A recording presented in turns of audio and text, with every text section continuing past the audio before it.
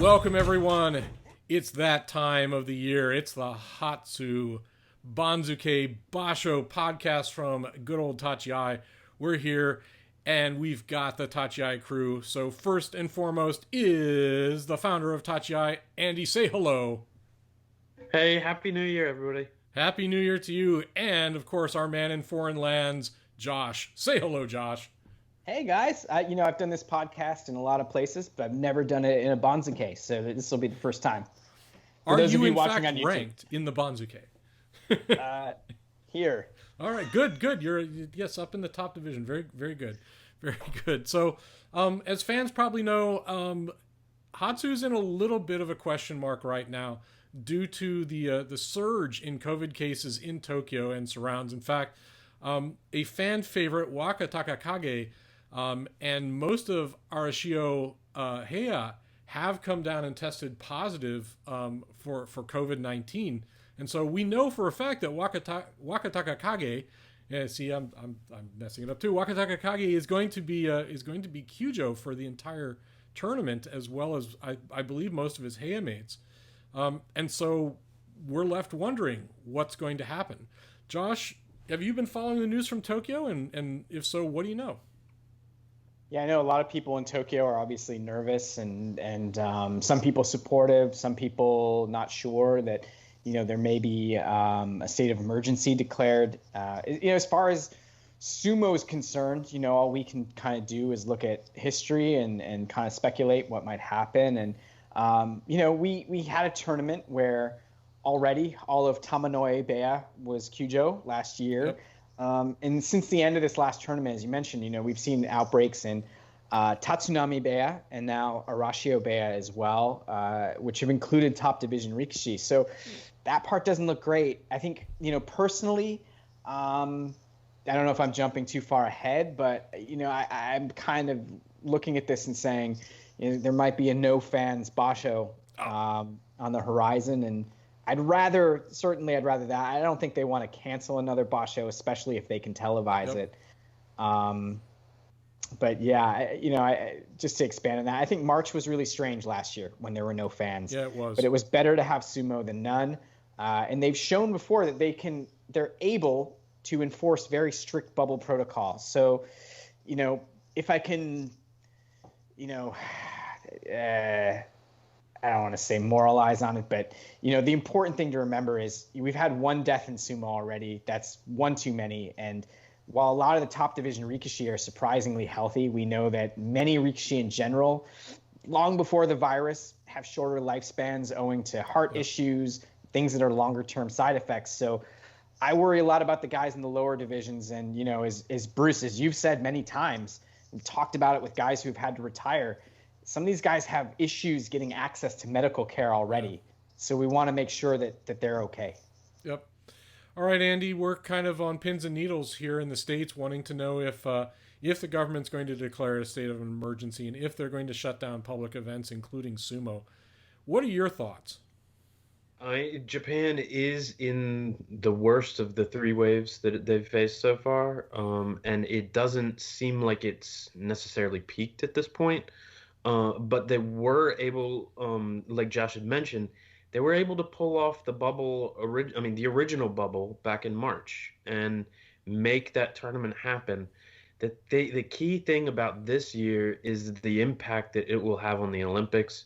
It's not going to get postponed again. Yeah. And so by being able to show that, to demonstrate that they were able to hold a 15-day sporting event in the midst of, it's not as, I guess their peaks are not as bad as we've seen in other countries. Like the United States. Yeah, exactly. Like the United States. And so I'm very hopeful that with better treatments, the vaccine is out there now. Actually, I think 3 vaccine have already been in some state of approval internationally. And so I'm very hopeful that they'll be able to look at this and say, we can do a bubble if we cannot have fans. And so Wow. it will be key on whether they institute that state of emergency. But I think that even with the state of emergency, they're going to really try to get this done with a bubble. Yeah, I understand the need to press ahead for the Sumo Kyokai, but man, that silent Basho was just weird. It was weird, and the Rikishi said it was weird and kind of disturbing. But let's go into a big piece of sumo news, and that was that Yokozuna Kakuryu has finally obtained his Japanese citizenship, which is very good news for sumo fans because there was a concern that he would be forced into retirement before he could take up a position as Oyakata, but that bridge appears now to be built. And probably none too soon because he's still not really practicing sumo. He's still likely hurt. So, what are your thoughts, Andy, about Kakuryu? Are we seeing his sort of last bow? What I want is for him to be able to redeem himself against that last bout that he had with Endo, and come in strong into this upcoming tournament and make himself.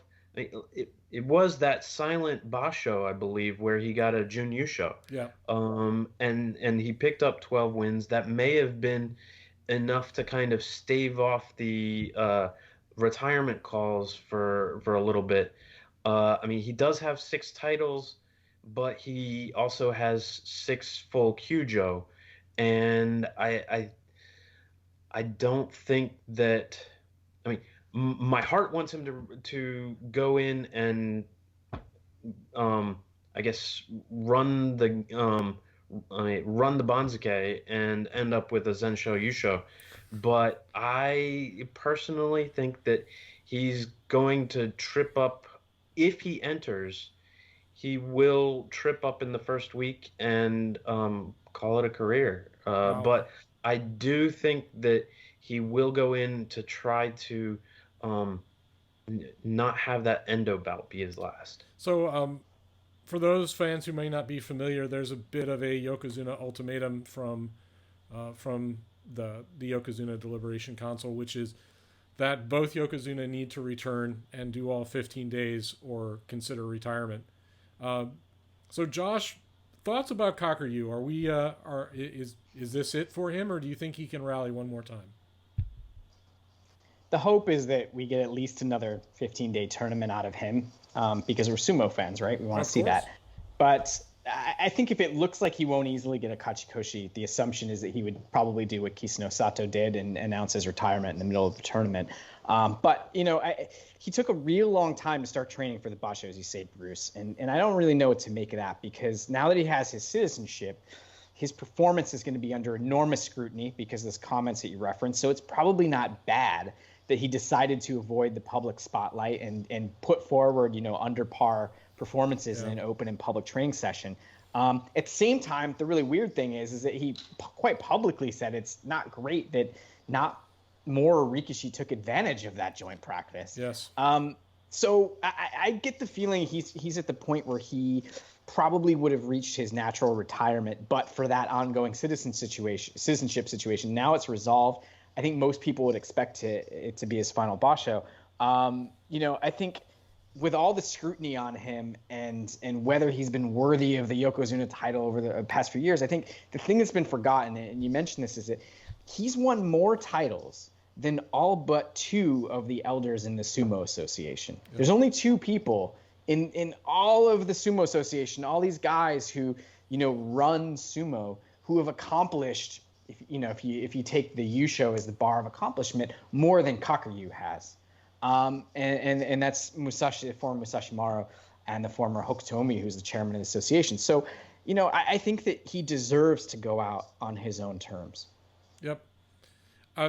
So you mentioned the joint practice, some of which was streamed on YouTube.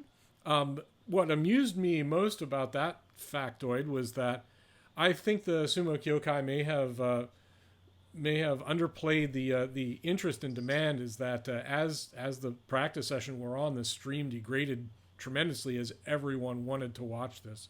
But it was, in fact, lightly attended. It was surprising how few Kanban Rikishi actually decided to show up. But, some highlights of that is that Kakuryu really just did the basics, right? There was, a little bit of lending his chest to lower rankers. You saw some action out of Matakayumi and Terano Fuji and Takayasu and Kiribayama.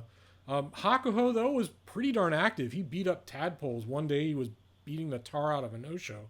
And the second, he really tortured Takakeisho, which was quite fascinating to watch because Takakeisho, he's a big heavy guy now, and he was pretty darn winded by the end of it. But what floored me is that the Kataban twins, Shodai and Asanoyama, were nowhere to be found. Are they taking it seriously? Josh, what do you think? So I guess to talk about the Kataban guys, I mean, they're overcoming, injuries that obviously knocked them out of the previous tournament. And I think that they're, they want to make sure that they're able to come back in a capacity to compete, and they've had different recovery schedules. If you want to talk Hakuho? Well, I'm scared of Hakuho. They know him better than I do, so they may be even more scared.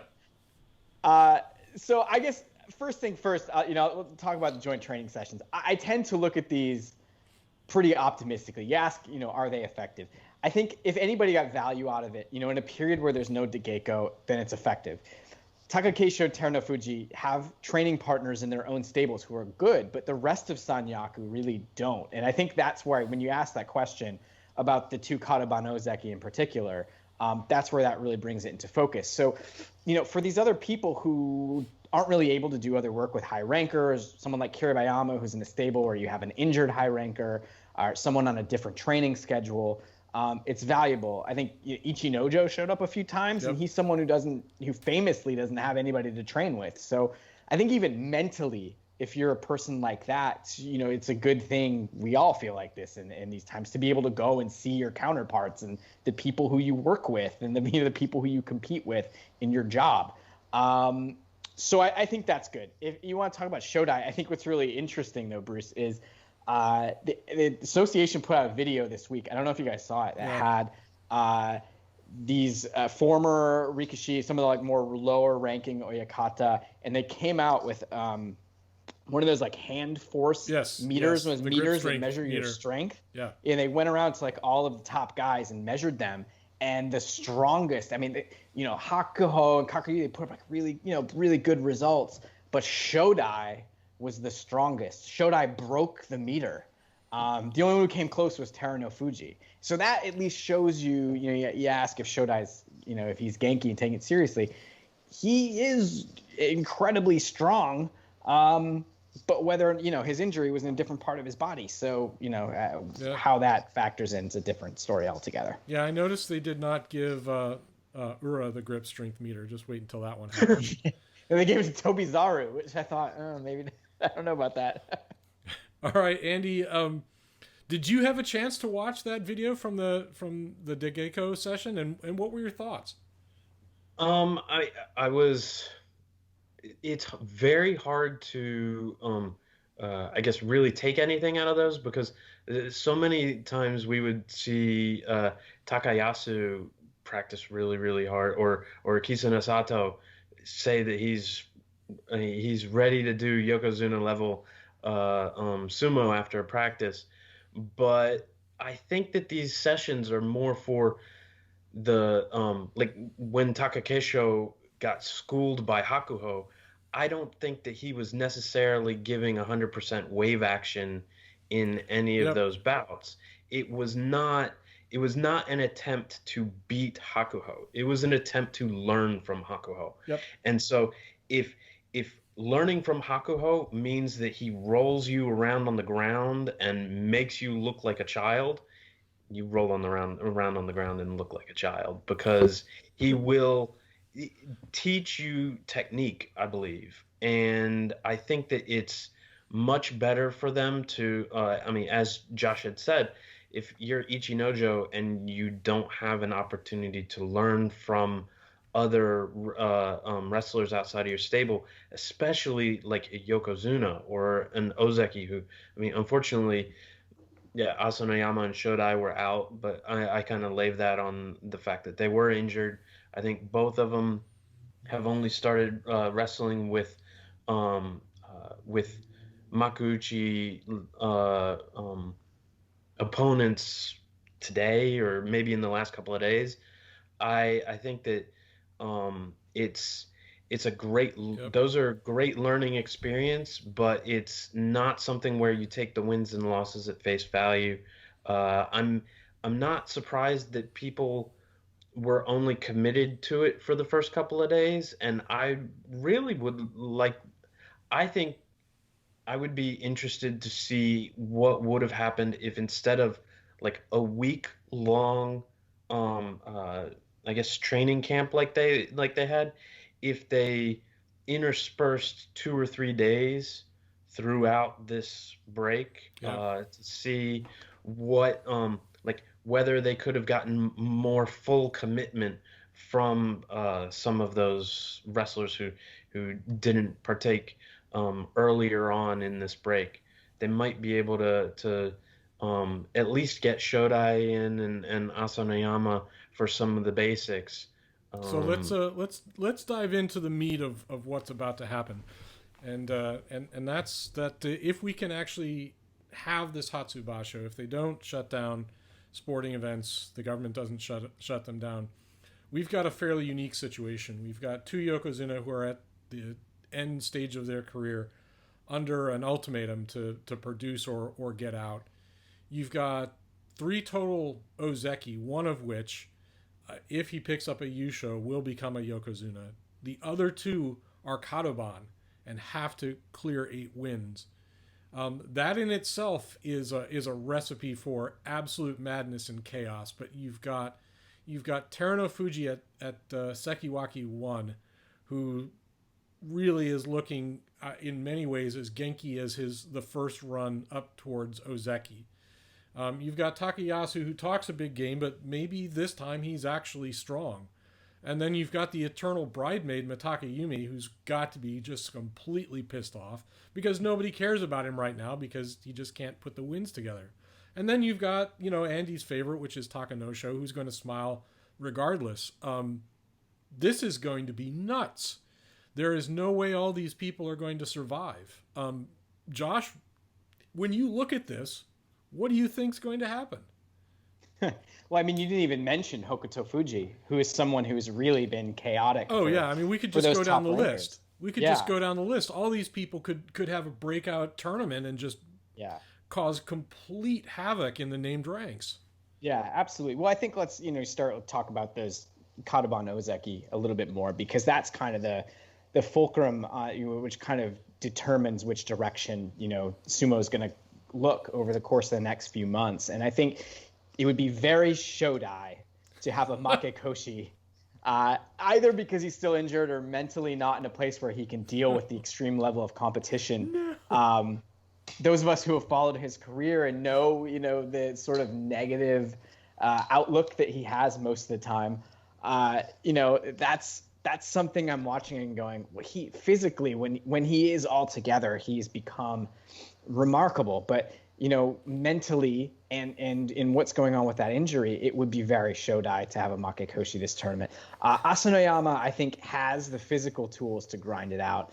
Yeah. It would be very surprising to see him with a losing record. But hopefully they both come through it, because I think it's important for the sport to see somewhat of a generational shift. You talk about the fact that the Yokozuna have that ultimatum. I certainly expect us to be seeing the final chapter of Kakuryu in this tournament.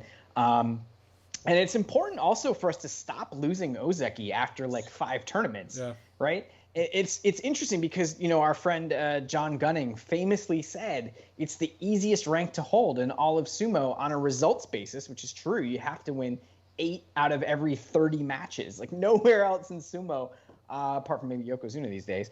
Is it that easy? So, I don't know what it says about this recent era of Ozeki that so many names have cycled through that position. So, when you ask, we have this chaotic situation, what's really important?